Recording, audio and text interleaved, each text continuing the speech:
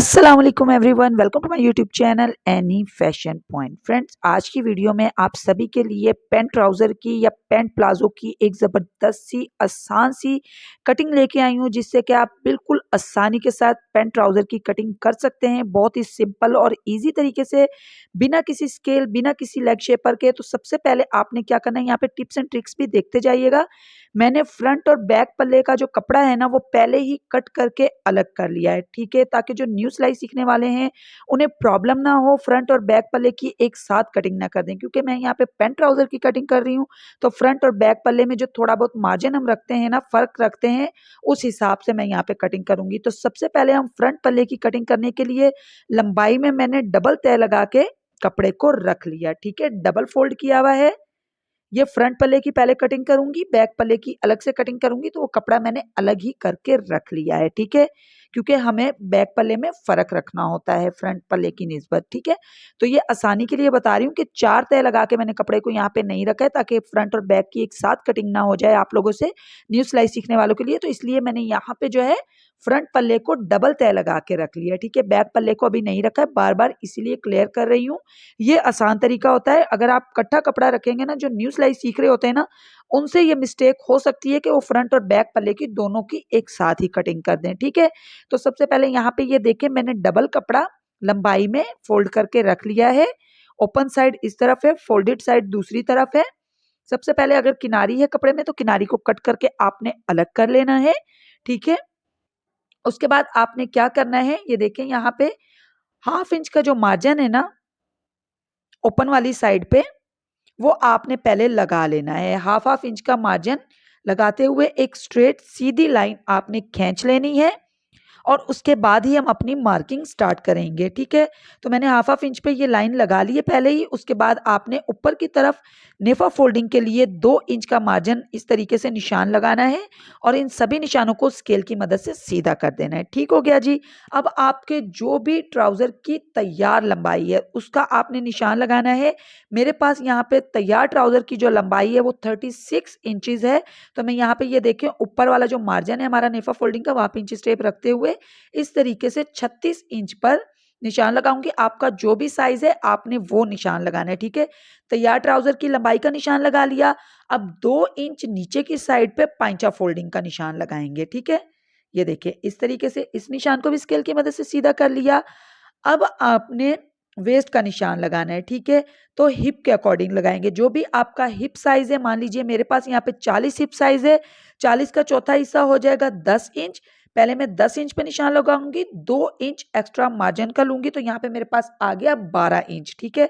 अब आसन के लिए भी मैं यहाँ पे 12 इंच पे निशान लगाऊंगी, जितना कि हमारा ऊपर वेस्ट का निशान आया है हिप के अकॉर्डिंग, ठीक है? तो मैंने यहाँ पे 12-12 का एक बॉक्स बना लिया, ठीक है? आपका जो भी साइज आएगा ना, आपने उसमें 2 इंच प्लस करना है, हिप का चौथा हिस्सा प्लस 2 इंच।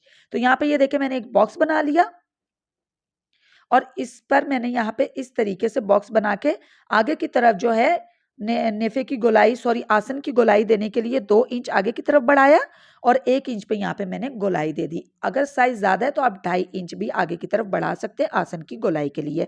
अब यहाँ पे आपके पास जितना भी बच रहा है, ठीक है, उसको आपने हाफ कर देना है। यहाँ पे ये देखिए, इस तरीके से हाफ कर दिया मैंने। उसके बाद अब नीचे की साइड पे ये देखिए, यहाँ पे जो इस साइड पे वो 6 इंच अगर आया है, तो यहाँ पे भी आपने 6 इंच पे इस तरीके से निशान लगाना है, और इस निशान को इस तरीके से स्केल की मदद से सीधा कर देंगे। दरमियान में एक सीधी लाइन बन गई, ठीक है? इसका दरमियान हमने कर लिया था, ये जो हमारे पास साइज आया था ना यहाँ पे, उसका। अब आपको जितना भी पाइंचा रखना है, मुझे यहाँ पे 6 इंच का पाइंचा रखना है, तो मैं यहाँ पे 3 इंच इस साइड पे, ये दरमियान में जो लाइन है इसके, और 3 इंच ही दूसरी साइड पे, ठीक है? इस ये दरमियान वाली जो लाइन है, इसके इस साइड पे और इस साइड पे जितना भी आपका पांचा है, उसका आपने निशान लगाना है, ठीक है? अब आपने इंचिस टेप को इस तरीके से रखना है। कोई आपके पास लेग शेपर वगैरह नहीं है, कोई स्केल नहीं है इस तरीके का कर्विंग वाला, तो आपने इस तरीके से शेप ड्रॉ कर लेनी है। तो ये देखें, बिल्कुल परफेक्ट शेप आएगी, और यहाँ से भी आपने इंचिस टेप को रखते हुए इस तरीके से शेप ड्रॉ कर लेनी है। फ्रंट पल्ले की जो है वो हमारी मार्किंग कंप्लीट हो गई है। निशान गहरे करके आप लोगों को दिखा देती हूँ कि क्या मैंने मार्किंग की है। अब बिल्कुल हमने मार्किंग के मुताबिक ही कपड़े की कटिंग कर लेनी है। मार्जिन वगैरह सब कुछ बीच में ऐड हो गया। ये हमारे फ्रंट पल्ले की कटिंग जो है वो कंप्लीट हो गई है। यहाँ पे कट लगा देती हूँ जहाँ से हमें नेफा और पैंचा फोल्ड करना है। अब ये देखें बैक पल्ले की कटिंग करनी है, तो इस तरीके से ये देखें हमने रखा इस कपड़े को। अब 2 इंच ऊपर की तरफ से बढ़ाते हुए, ठीक है, इसीलिए मैंने ये कपड़ा अलग-अलग रखा था कि कहीं आप फ्रंट और बैक पल्ले की इकट्ठी कटिंग ना कर दें, क्योंकि बैक पल्ले में जो है 2 इंच का हम एक्स्ट्रा कपड़ा लेते हैं। ऊपर की तरफ भी हमने 2 इंच पे एक्स्ट्रा कपड़ा लिया, यहाँ पे इस लाइन को हमने सीधा कर लिया। अब जो हमने फ्रंट पल्ले की कटिंग की हुई है ना, ये देखें पैंट ट्राउज़र की, अब हमने इसे इस तरीके से खोलना है और ये बैक वाले कपड़े पर इस तरीके से बिछाना है। अच्छा, यहाँ पे जो ये मैंने मार्किंग की है ना, ये कपड़े की सीधी साइड पे क्यों की है? इसलिए की है क्योंकि पीछे वाला जो हिस्सा है ना, उसका और चौक का कलर सेम हो रहा था, तो मैंने कहा आपको मार्किंग नज़र नहीं आएगी, तो इसलिए मैंने फ्रंट हिस्से पर कपड़े के मार्किंग करके आपको दिखा दी है, ठीक है? अब ये मत कहिएगा। अब यहाँ से ये देखें 2 इंच आगे की तरफ अब मैं बढ़ा रही हूँ, यहाँ से भी 2 इंच आगे की तरफ बढ़ाऊँगी और यहाँ से इसे हम इस तरीके से स्केल की मदद से सीधा कर देंगे।